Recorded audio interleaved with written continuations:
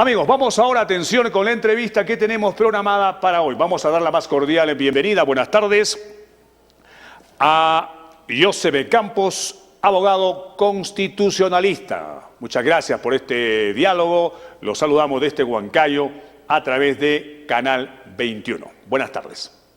Buenas tardes, un gusto y a su plena disposición.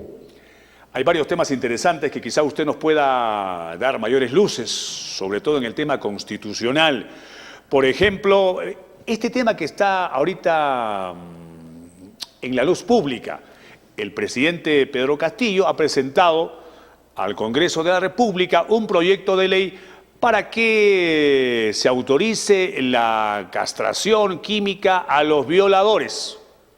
Hay algunos que dicen que esto vulnera los derechos de una persona. Cuéntenos usted cómo ve usted el tema legal en esta situación. Bueno, en realidad lo que debería existir en estricto es una afectación de la libertad, porque si la castración química, lo peor que podrá ocurrir es la inhibición de una erección por parte del violador, pero la capacidad de hacer daño se mantiene de diversas maneras. O sea, la reducción de la libido no está demostrada que ocurra con la castración química. Y por último, la persona que tiene una actitud o que viola la libertad sexual, normalmente concurren afectaciones. No es un problema solamente psíquico, físico, sino psíquico también. Este es un problema que se aborda psicosomáticamente, trabajando aquí y en el cuerpo, por cierto, y para eso está la afectación a la libertad. Yo creo que se generan expectativas que no necesariamente van a ser satisfechas, salvo que uno tenga una vocación reivindicativa de la justicia, que es decir, que sirva para vengar, ¿no? Pero y ni aún, ¿no? Insisto, yo creo que no soluciona estrictamente el problema, pero ciertamente decir esto es impopular, porque estamos siempre en la clave de querer establecer una expectativa en el castigo, cuando el problema también debería incluir en qué hacemos nosotros como sociedad para efecto de enfrentar este problema que termina siendo cada vez más dramático, ¿no? Y que incluye acción estatal, pero también acción ciudadana, ¿no? Estamos conversando con el constitucionalista, el doctor Josep Campos. El tema, a raíz de esto, también otros vuelven a plantear, para que se vuelva a debatir, la posibilidad de pena de muerte para estos sujetos, estos delincuentes. Pero hay ahí un tema de que estamos adscritos a la Corte Interamericana de Derechos Humanos. Cuéntenos un poquito si esta Corte Interamericana de Derechos Humanos, ¿cuál es su fin?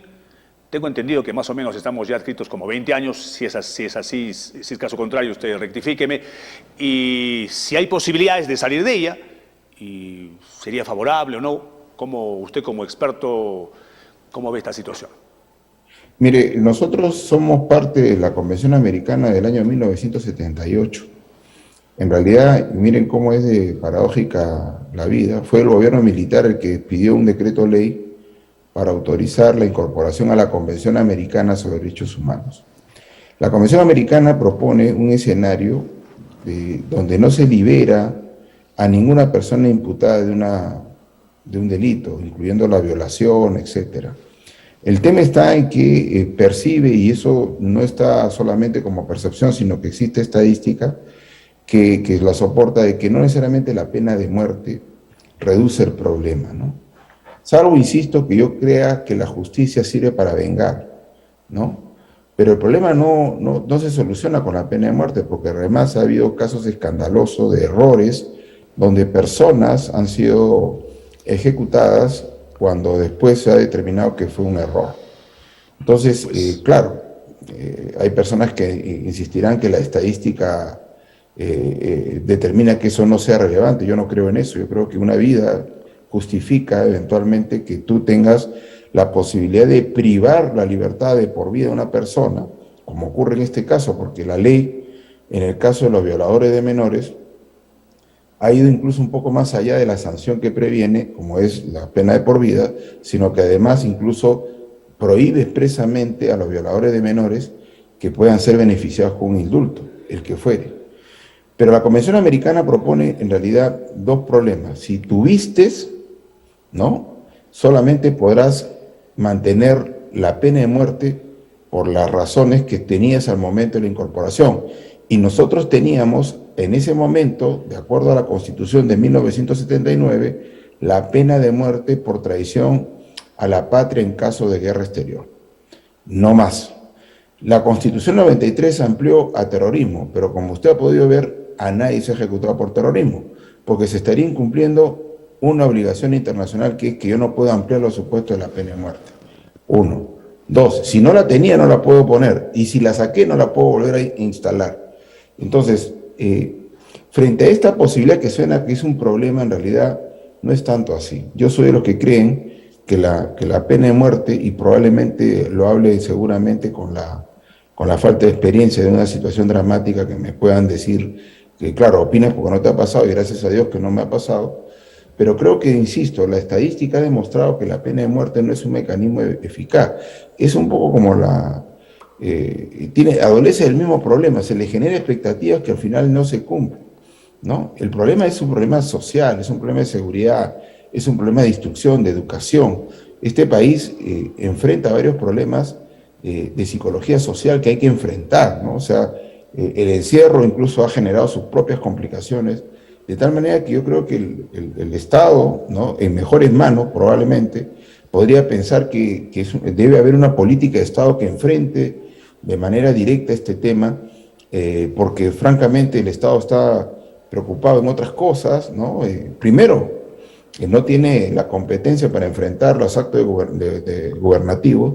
Segundo, ahora acaba de auspiciar un intento de volver a un proyecto de ley por parte de la bancada del gobierno que quiere instalar la Asamblea Constituyente, contra lo que la Constitución previene. La Constitución no previene Asamblea Constituyente. Desde el inicio de su gestión, nunca abandonó la posición de candidato el presidente de la República. Nos ha manejado un discurso maniqueo de rico versus pobre, derecha versus izquierda, de blanco versus cholo, de provincia versus capital, y bajo esa distracción que realmente le ha servido a algunos para acumular, ha olvidado que existen tareas importantes por parte del Estado constitucional, y como ya no le funciona esto y el presidente está en una grave crisis política, como la que ha evidenciado este alcalde de Moche, que francamente es lamentable, más allá de que tenga razón, que se le falta el respeto hacia el presidente de la República, pero ese es el problema que está provocando este presidente. Entonces, para efecto de distraer, la bancada le pone la Asamblea Constituyente, cuando la Constitución no lo previene. Y el problema central, insisto, es que a la Constitución, a esta, que puede tener un origen espurio, pero ha sido la más interpretada, la que ha recibido más correcciones, la que se le quitó la firma de Fujimori, la que se le ha interpretado y ha sostenido un proceso político donde el presidente de la República es presidente de la República gracias a la Constitución del 93.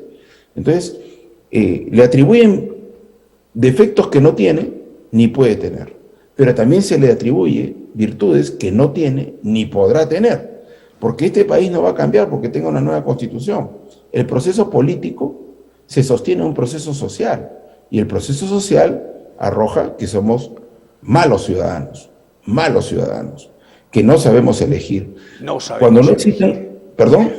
Sí, es verdad, no sabemos elegir. Estamos conversando con el doctor Josep Campos, constitucionalista. Doctor, este organismo, Corte Interamericana de Derechos Humanos, ¿es el mismo que se ha pronunciado para que el Poder Judicial no libere a Alberto Fujimori? Claro. Lo que pasa es que la sentencia del tribunal tiene graves problemas, ¿no? Ahora, recordemos esto, ¿no? Y probablemente usted pueda tener, ¿no?, una aproximación al momento. Me acuerdo que en los últimos años, yo estaba muy joven, pero muy atento al proceso político, Fujimori recurría hasta brujas para saber qué le iba a pasar, ¿no? Es típico de los procesos autoritarios donde ya, como no existe razón para explicar la realidad que sostiene, recurre pues a la santería, a la brujería. Y él le pedía explicaciones a la bruja qué le iba a pasar con la Corte Interamericana. Porque aunque nosotros podamos tener mente ligera, hay que recordar que el proceso político de recomposición de la democracia peruana incluye a la Corte Interamericana. La Corte Interamericana estableció sanciones importantes con las violaciones de los derechos humanos, con la violación de derechos políticos. Al Congreso, por ejemplo, ¿no? le corrigió la destitución de los magistrados del Tribunal Constitucional. Entonces, generemos una situación de equilibrio. Lo que ha hecho con el tema de Alberto Fujimori es muy simple.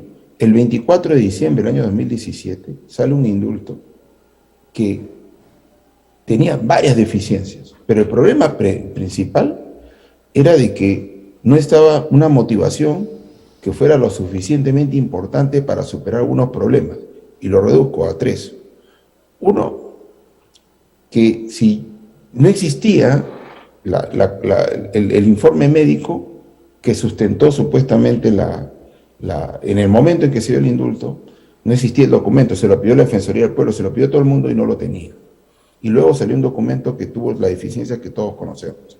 Segundo, existía una realidad donde además, como Fujimori había sido sancionado en la Corte, probablemente en el Perú no, pero en la Corte, ¿no? Por delitos de lesa humanidad, tenías que evidentemente explicar con objetividad, ¿no? Lo que estabas otorgando como indulto y las razones del por qué. Porque aquí se entiende mal que como en la Constitución no se dice que explique, entonces el presidente no puede explicar. Entonces él podría indultar a su hermano narcotraficante. Es una lectura absurda. Él no es un rey, él es un presidente, ¿no? Y es presidente gracias a nosotros. Entonces él no puede tratar de manera desigual porque él solo quiere y decir tú te vas. Y los otros no importa que se molesten, que se frieguen. No es así. Él tiene que explicar por qué rompe una sentencia de cosa juzgada, por qué lo escoge este señor y no a otro. Pero la circunstancia se dio para empatar con el tema de la votación sobre su pedido de vacancia. Es verdad. Entonces, pareció que no era un indulto humanitario, sino un indulto político, y eso está mal. Y existe, por último, 3 leyes que es importante establecer. Un decreto supremo y 2 leyes. El indulto humanitario se tiene que hacer un procedimiento. Este procedimiento fue el más corto de todo lo que existió, 1.